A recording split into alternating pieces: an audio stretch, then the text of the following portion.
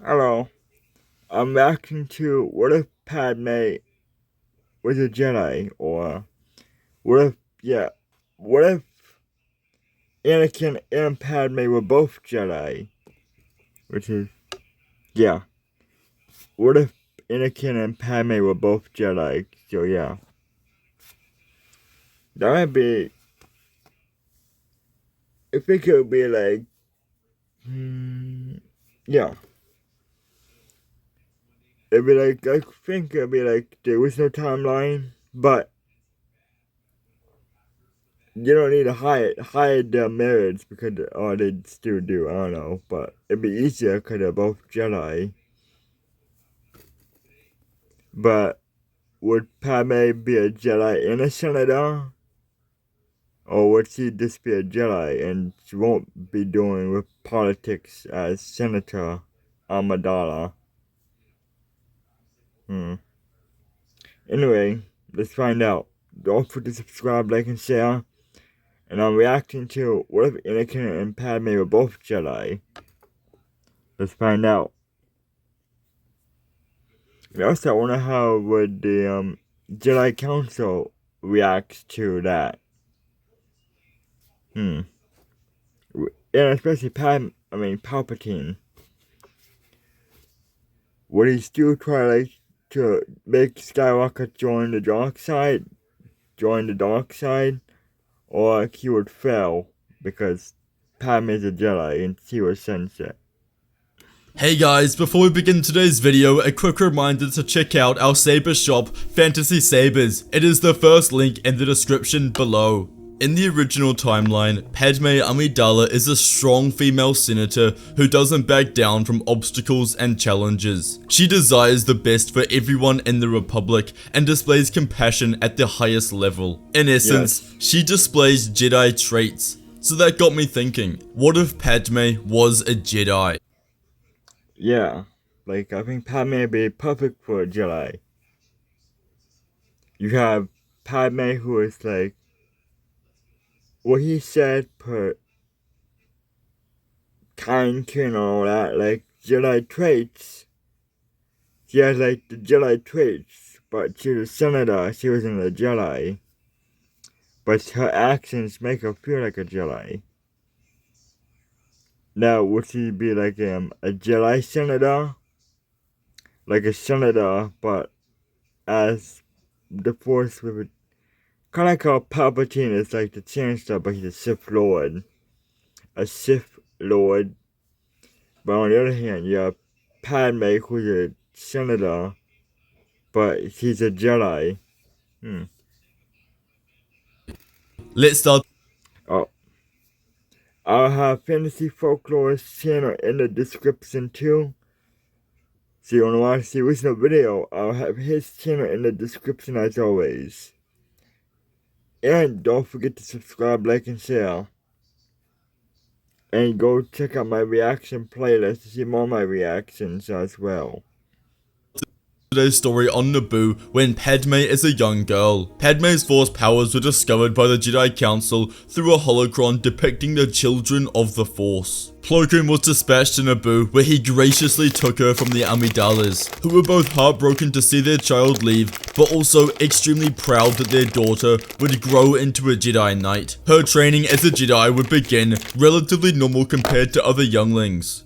She entered into a class and began learning the basics of the Force. They learned how to focus their mind on the task at hand, using their senses. They raise tiny objects with the Force, and have history lessons about the Jedi and their purpose in the Republic. Padme was no different to other Jedi. She displayed a good level of Force sensitivity. There were enough midichlorians in her system to allow the Force to grow strong. However, she would have to work hard to awaken her true potential in the Force. Padme would pass the youngling trial when she was a young teenager and graduated to the rank of Padawan. Shakti was very pleased with the abilities and courage of the young Jedi, and she chose to train her as her apprentice. Together, they continued Padme's training, and it was under Master T that her powers flourished. Having a tutor to train one-on-one with was exceptionally important for Padme. She loved to ask questions and take her time when learning about the Force and how to wield its capabilities. After only a few months of training, her powers were very strong. But what Shakti hadn't expected from her apprentice was a high level of intelligence, inspiring qualities, and the determination to help others. This was something that the Jedi couldn't teach. You either possessed these qualities or you didn't. Despite the fact that Padme never became queen when she was 13, the events of the Phantom Menace would still follow suit. Palpatine is the one who put Padme on the throne, and without her as an option, he would simply place another person there and orchestrate the same conflict with the Trade Federation. Naboo is invaded, and as a result, Anakin is discovered by Qui-Gon Jinn and taken to the temple to be trained as a Jedi. Despite his subsequent death to Darth Maul, Obi-Wan Kenobi would take the mantle of training the Chosen One. When Anakin first entered the temple, Padme was 14 years old. She and her friends heard that the Chosen One had arrived. From the moment she met the boy, there was a clear spark. Anakin and Padme's friendship would begin after only a few weeks of Anakin being in the temple and learning about the Force. Padme helped him adjust to his new environment and would support him despite many of his classmates bullying and making fun of him. Their friendship would develop very quickly and they became close friends. After each other's classes, they would often take walks around the temple and talk about anything and everything. It was harmless and platonic. They were simply friends. Padme helped to guide Anakin into his new life as a Jedi. This happened over the first few months of training. Anakin received most of his tutelage from Obi-Wan, who instilled all he learned from Qui-Gon into his apprentice. Anakin's powers quickly developed, and it was clear to Kenobi, and even Padme, that he was the Chosen One. Techniques and abilities that took Padme months to perfect, Anakin could master within a few days. Hey guys, before I continue, I'd just like to shout out my saber shop, Fantasy Sabers, where we do high quality replica sabers as well as many unique saber designs. There are RGB or NeoPixel sabers available, the best on the market. Make sure to comment on this video your favorite saber to go in the draw to win a replica, the Sun Saber, marking the first month of our release. The sabers we're showing off this month are Dark Wolf, Kingsguard, and Void Blade, our favorites from the Padawan collection. These are all available in NeoPixel options, and make sure to check them out in the description. Now back to the video. His innate connection to the Force was incredible, and everyone around the Chosen One could see it. Obi-Wan and Shakti would be sent to Carnelian 4 to investigate the distress signal. Anakin had been training for over a year now, and he had enough strength to go into the field and defend himself. So naturally, the Jedi Knights took their Padawan learners with them. Over the course of this mission, Anakin and Padme spent the most time together. Even their masters could see the spark between them. The connection just worked. When they arrived on Carnelian 4, they were attacked by a small band of security droids. The Masters, igniting their lightsabers and defending blaster bolts, told their Padawans to go and follow the distress signal whilst they dealt with the droids. Anakin and Padme worked together. Skywalker was only a beginner, and this was one of his first missions, so he allowed Padme to take the charge. They each placed the hilt of their blades in their hand as they pressed forward. Anakin was clearly nervous, but Padme helped him calm his nerves. They used their small figures to avoid making contact with one another and remain close together. They eventually reach the distress signal, where they find a group of hostage Wookiees. I wonder what kind of lightsaber crystal would Padme have?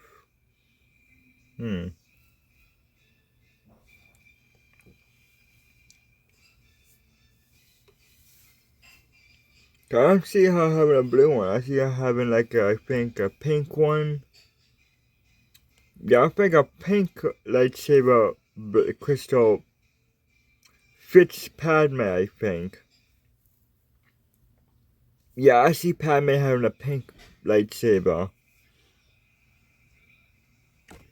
The Jedi run towards them and remove their handcuffs. As more droids entered the room as this was happening, the three Wookiees charged at them and destroyed the robots. Obi-Wan and Shakti arrived soon after to see that their Padawans were successful. This mission brought the two closer together. From here on out, they would be best friends and spend most of their time together. They both were trained by their masters, but would meet up after sessions and do more work together. They loved each other's company. Padme's training under Shakti would see her ascend to new heights. Her powers flourished over the course of the next 9 years, and she became an extremely powerful Jedi. Anakin was 19 years old, and Padme was 24. Skywalker had become the most proficient young Jedi in the Order.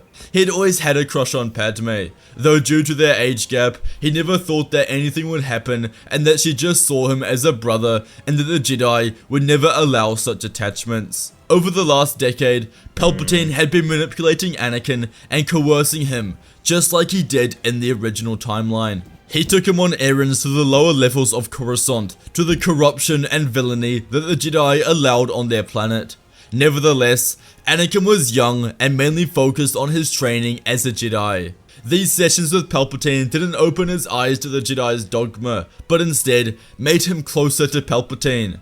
He simply envisioned the Chancellor as the father he never had. Qui-Gon would have filled that role, but with his death, he was left with Kenobi, who acted as the boy's brother more than anything. Eventually, the Clone Wars would begin and the galaxy was thrusted into turmoil. This was the shift for Anakin. He became a Jedi Knight and was highly respected throughout the Order. When war began, Anakin and Padme didn't see each other much, and they spent the least amount of time together since Anakin had arrived in the temple over a decade earlier. During this time, Anakin put 100% of his efforts into the war. In the original timeline, he and Padme were married by now, causing some of his focus to be tainted. But in this story, he became a focused and dedicated Jedi Knight. He quickly assumed the title of the hero with no fear, the poster boy for the Jedi Order. The Republic citizens deified him, and he became the most popular Jedi in the Order. He had grown into a formidable force, and he and Obi-Wan engaged in conflicts across the galaxy. His record of victories became the best in the galaxy. Padme, who was on campaigns across the galaxy, watched him grow over the HoloNet. She was very impressed by him and longed to see her best friend again. She would eventually get her wish, but not in the way she wanted to. Whilst on Felucia in the beginning months of the war, Shakti was brutally murdered in combat by General Grievous. Her death through the entire operation Are you sure about that? She gets, killed so many damn times by General Grievous when the deleted scene of Revenge of the Sith. She gets killed by Anakin Skywalker by a deleted scene from the Order 66 deleted scene, and she got killed by Starkiller and the Force Unleashed. So one of these 3 times she gets killed is not canon. So she dies 3 times and she comes back 3 times. So yeah, will not come back. But yeah, which of the times she dies is real? From Starkiller, Anakin during the Jedi Temple, during Nightfall in the Jedi Temple, or did she die from General Grievous?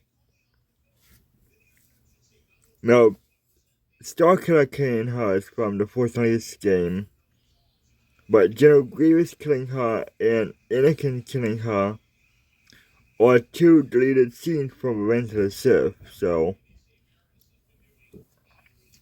from Revenge of the Sith Episode 3, Grievous killing her and Skywalker killing her are 2 deleted scenes. So, yeah.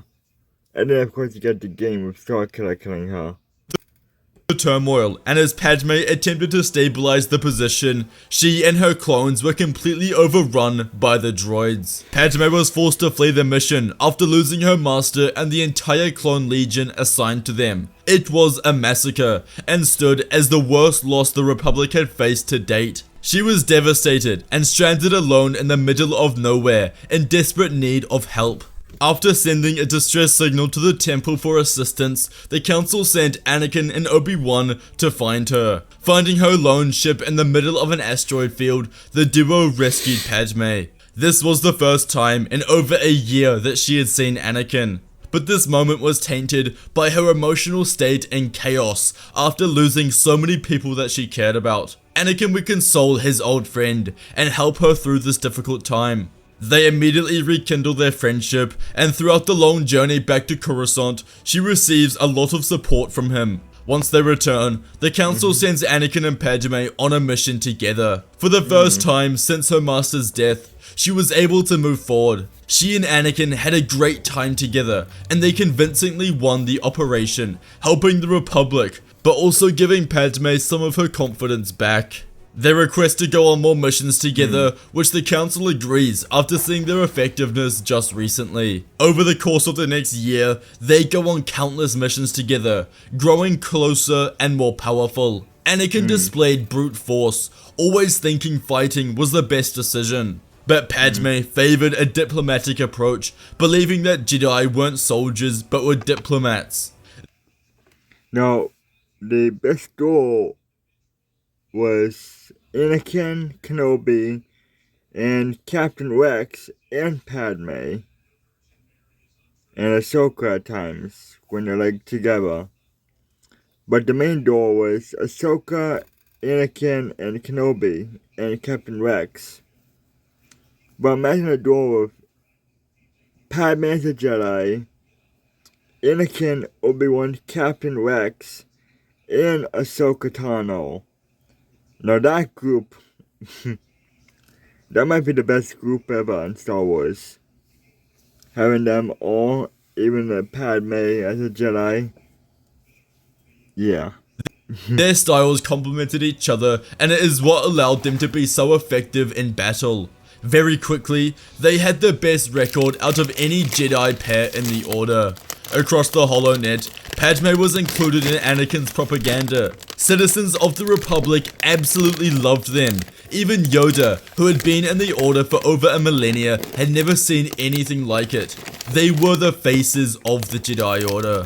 Very quickly, published propaganda began displaying the two as closer than Jedi should be. Images of them hugging, holding each other, anything that would give the impression of more than friends. Anakin and Padme laughed at this, but secretly, they both enjoyed it. Their feelings for one another were growing, but neither of them had opened up about how they felt, as they knew it went against the Jedi Code, and because of this, they were forcefully suppressing it. Padme told herself that she could contain how she felt. In her mind, Anakin didn't feel the same, so she should just move on. Padme had self-control, but Anakin didn't. He had been in love with Padme ever since they were kids growing up in the Order together, ever since their mission on Carnelian 4 where they rescued the Wookiees.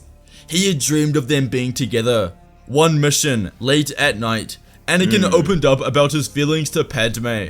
She was completely taken aback. A huge smile covered the canvas of her face. She confessed her love in return, and they discussed what to do next. Their love had to be kept a secret. If the council knew of their romance, they would never send them on missions together. Or worse, they would be expelled from the Order. Anakin and Padme equally loved their service to the Republic, and agreed that maintaining a secret relationship was the best outcome. On the way home from their mission, the two exchanged vows and got married, cementing their love and compassion for each other. After living in the honeymoon stage for the following months, one mission changed absolutely everything. Anakin was now 22 years old, and Padme 27. It was the third year of the Clone War. They were sent back to Padme's homeworld of Naboo to accompany the Chancellor. Palpatine continues his manipulations of Anakin. Just like the original timeline, he had weaved his way into the boy's life, and the two were incredibly close. Everything was going according to plan. Anakin was growing stronger, the Republic was slowly expressing discontent towards the Jedi, and whispers desiring change began spreading. Palpatine and Anakin's relationship had never been so close. Anakin looked at him like a father figure. Padme saw this. She knew from brief conversations with Anakin that he highly respected the Chancellor, but didn't realize they knew each other on such a personal level. She hadn't been around the two in such an informal setting before, and she saw the way Palpatine interacted with Anakin. Palpatine, of course, knew that Anakin and Padme had recently got married. The Sith Lord knows everything, and believed he could use this to his advantage. If he plays off Anakin's feelings for Padme, then perhaps he can increase the darkness within him. On Naboo, there had been a series of murders of high-ranking Naboo individuals, including some of the royal family. It was becoming a major scandal in the Republic, and they were forced to investigate. Padme and Anakin led the investigation on Naboo. Padme would interview eyewitnesses, corner the crime scene, and look at the bodies. Eyewitnesses explained that they saw the murderer wearing a dark robe and moving in the blink of an eye, almost like a blur. Anakin would help his wife investigate, and they followed each lead thoroughly. However, Palpatine had lots of meetings with the Naboo royals, and due to the murders, Anakin took a step back from the case and focused on protecting the Chancellor and the politicians that he met with. Padme canvassed the scene, identifying everything. At night, she went into the scum of Theed City to find any clues, and although some pointed in her direction, she got nowhere. But the following day, she found a symbol on the nearby wall of the first victim's death. It was a circle with a unique diamond-shaped object in the center. Padme knew the symbol looked familiar, but she didn't know what it was. She raced to all of the other murder scenes where she located the same symbol. Sometimes it was shaped by leaves, other times by the clouds above. Nevertheless, it was there. She delved into the Jedi text from the Holo Archives, which she is able to access the Jedi archives from anywhere in the galaxy. She scanned dozens of texts, searching for the symbol. Padme couldn't locate any reference to it. She couldn't pinpoint what it was, but knew it looked familiar. Finally, she had an urge to open up the children's book that Shakti would read to her when she was younger. These were texts which were meant to introduce the dark side in kid-friendly ways, so that younglings and Padawans at the temple could learn of the Sith. In one text, she located the symbol, and next to it, the name, Holocron of Haceres. That was it. She didn't know if the Holocron of Haceres was real, but she had to find out. She contacts Yoda and Windu and tells them everything she has learned. Information about such Sith artifacts weren't available in the Jedi archives, only in the restricted section. Padme asks the Masters if she will be allowed dispensation to enter the restricted section to aid in the investigation. The Masters tell Padme they will get back to her on this. Windu and Yoda were very concerned. Why were the Sith a part of this?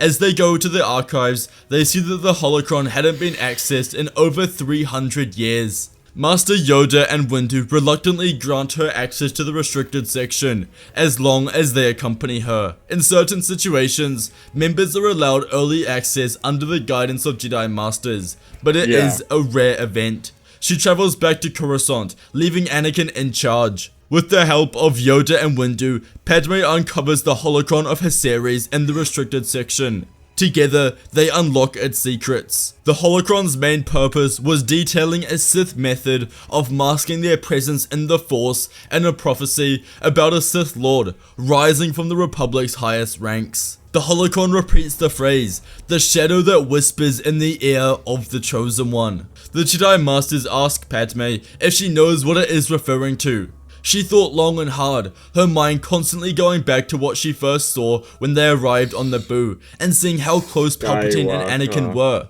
She mentions this, not going in depth, but simply the fact that Palpatine and Anakin appeared close. She didn't want to be going behind her husband's back like this, but she feared and sensed that he was in danger. Anakin had a soft spot when it came to Palpatine. Padme knew it, and even Obi-Wan knew it. Windu and Yoda tell Padme about their distrust of the Chancellor, and they sense the dark side around him. The timeline adds up to around the time of Revenge of the Sith, and instead of the Council giving Anakin the mission of spying on Palpatine, they order Padme to conduct it in secret. Padme would enlist Obi-Wan's help. With Palpatine on Naboo, they place a listening device into his headquarters and office. They had committed treason against the Republic, but no one would find out. Sometimes you have to do something bad for something good.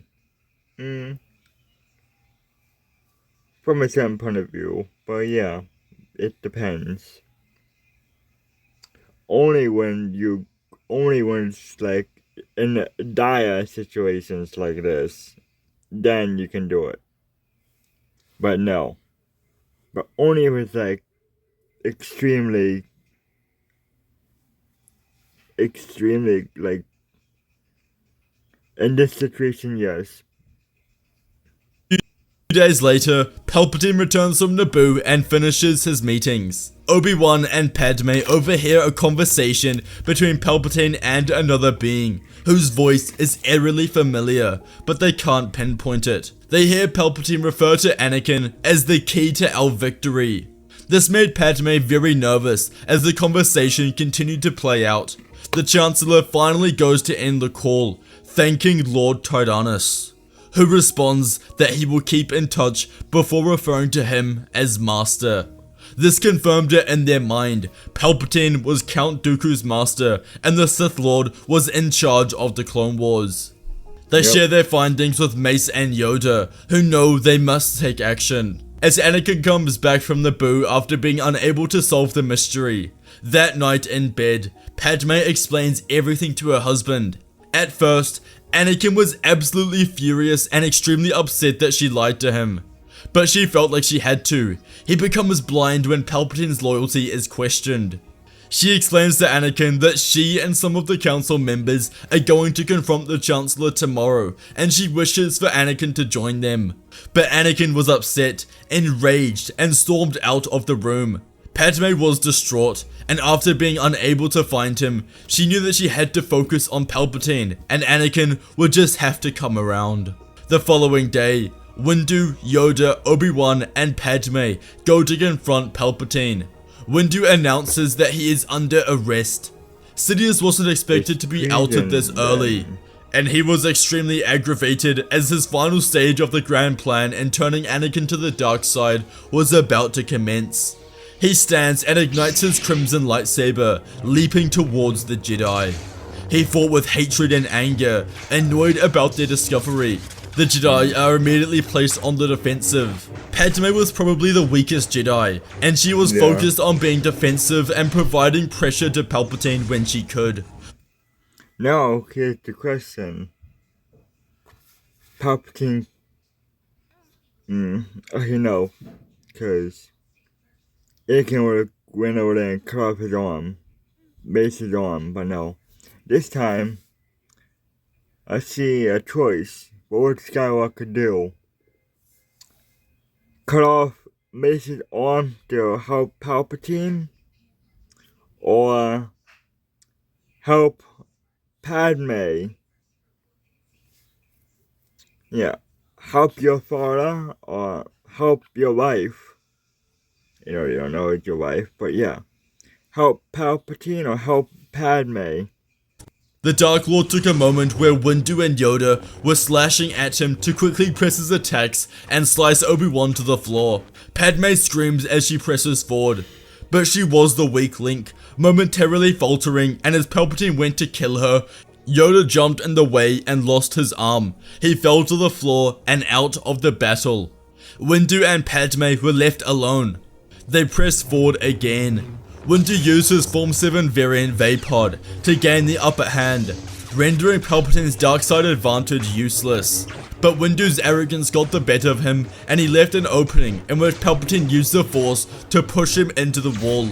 With Padme left alone, she was beaten to the ground, the blade pressed against her throat. As he goes to kill her, Anakin rushes in, throwing his lightsaber and blocking Palpatine's blade. He saves her life and sees Palpatine for the evil man he is, trying to kill his wife. Padme and Windu get back to their feet, and their combined strength allow them to win, as Padme sees an opening and kills Palpatine with her lightsaber. The aftermath of this battle saw Yoda have his arm replaced and Obi-Wan receive a funeral. The Clone Wars were over, the Jedi had won, and now they were on the road to peace. Terror struck the Skywalker family when Padme discovered that she was pregnant. Unlike the original timeline, this wasn't something she could hide from the Jedi, as regardless of who the father was, Jedi weren't allowed to have families. They decided to come clean about their relationship when the council continues to ask who the father is. Although the council was shocked, Yoda and Windu were not overly surprised. After much deliberation from the council, they announced that the Skywalkers were pivotal in defeating Palpatine and allowed them to remain in the Jedi Order. She would give birth to twins named Luke and Leia shortly after. From birth, they would be brought inside the Jedi Temple, and it was clear that the Chosen One bloodline ran thick. As time went on, they would be trained in the Jedi arts. Eventually, both Padme and Anakin would be granted the rank of Master and would both join the High Jedi Council. All was right in the galaxy. They had their family, they were both incredibly powerful Jedi, and the galaxy was safe. They couldn't have hoped for a better outcome from the Clone Wars. The Skywalker family lives happily ever after, living with love, kindness, and protecting the people of the Republic. For now, until something to the final order, the First Order comes. Yeah, I wonder if there'll be a part 2 to this, like, maybe several years down the line, Palpatine returns with the new order, the final order, and Palpatine attacks the Republic again. Not again, but you know what I mean. He comes for his revenge against the Republic and Jedi with the might of the final order. I want to see that to be in a part 2 of this, but I don't know if he's going to do that.